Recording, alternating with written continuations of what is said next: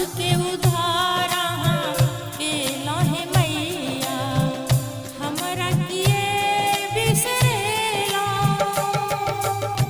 हे आदि शक्ति माँ तू भवानी, हे आदि शक्ति माँ तू भवानी, करुणामय महारानी नैना खोलू कने।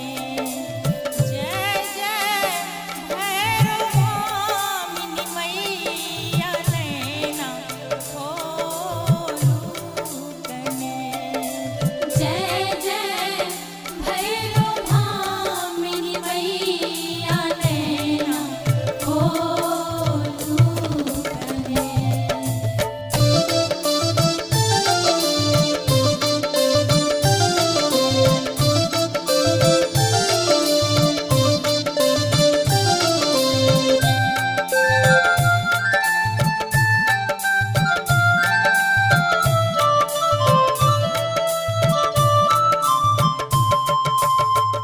हे महामाया हे महाचंडी, आहि छी जग के रचैया माँ। हे महामाया हे महाचंडी, आहि छी जग के रचैया। बीच मझधार में फसल नैया, बीच मझधार में फसल नैया, बनू न मोर खेबैया नैना खोलू कने।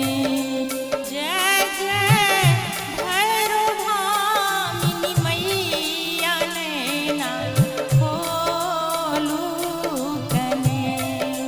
जय जय भैरव भामिनी मैया नैना खोलू कने।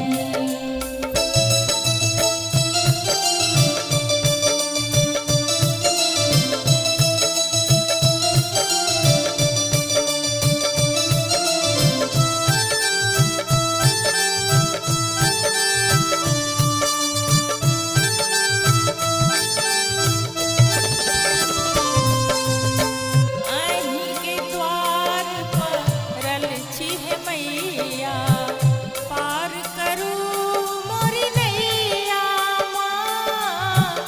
आहि के द्वार परल छी हे मैया, पार करू मोरी नैया। आहा बिना माँ कियो न सहारा, आहा बिना माँ कियो न सहारा। आहि छी जीवन धारा नैना खोलू कने। जय